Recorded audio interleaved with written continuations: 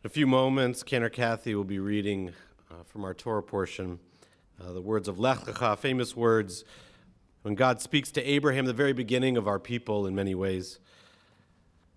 I want to put them in context a little bit before we hear them directly from the Torah. It's an amazing moment that I worry sometimes we take for granted when God turns to Avram, not yet Abraham, and says, "Go forth from the place where you are, from your native land, to a place that I will show you, a place you've never seen. Get out of here and start something new," God says. Verse 2, "I will make of you a goy gadol, a great nation. I will bless you, I will make your name great, and you yourself will be a blessing. So go build a people. It'll be good for you, it'll be good for those who follow you, because God declares the future will be bright." As we look towards this week that we've been marching toward for so many months now, next week, the election is here. I want to believe that these words are true for us in this moment. Next week, Lech Lecha, we go, our journey begins. A journey of building or rebuilding our people. And I want to believe that the future is bright. I've mentioned a number of times over the past months that one of my concerns, one of my worries, is that during this political season, the way in which America frames our political season, that Election Day is thought of as an ending. It's the conclusion rather than the beginning. We may celebrate the end of this contentious election, but this Tuesday is another beginning for us, the beginning of a new journey. And it's a journey we must prepare to take together, and I pray that a journey that brings us blessings, the ability to rebuild a sense of peoplehood that we seem to have lost as we've become 2 or 3 or 4 Americas, not one. And whoever wins, whether it's the representatives that you voted for or the ones that you voted against, we must acknowledge that this journey, especially the beginning chapters of new journeys, are not easy. Commenting on this very Torah portion, Rashi, our greatest Torah scholar, reminds us of this very point. He says, why did Abraham need God's blessing as he began this journey? Because journeys are terribly hard. There are 3 things, he says, that make journeys painful for us. First, they put stress on our family. Second, they're expensive. They cost us our resources. And third, they make it hard for us to build lasting relationships when we're constantly moving from one place to the next.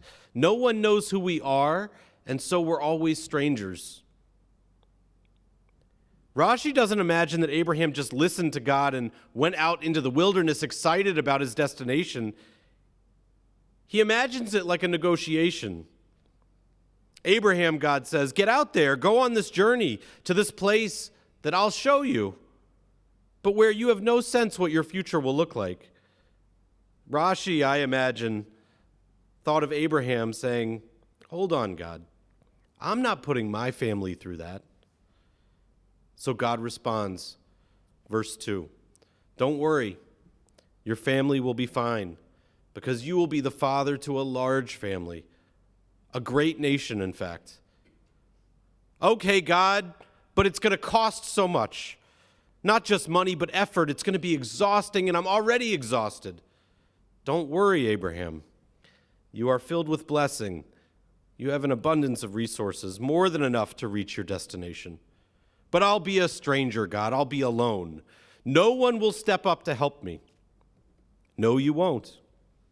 People will know who you are, they will care who you are, and they will pitch in. These are the promises that Rashi believes God made to Abraham that Cantor Kathy will read in a few moments. They're the promises I hope we can hold on to right now as we begin this new journey. Whoever wins this election, our family can make this journey, so long as we do it together.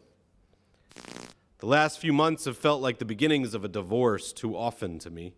I'm sure to many of you as well.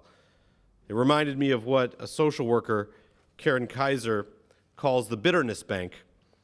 The bitterness bank is when people who love each other fill their emotional bank with increased bitterness toward each other. Sometimes that bitterness gets so overwhelming that the members of a family no longer recognize who each other are. They don't remember why they love each other or what brought them together in the first place. This is part of the challenge of traveling together. Anyone who's been on a road trip with their kids in the back seat knows that this bitterness bank grows and grows, and it's where we've been as a country for months, if not years at this point.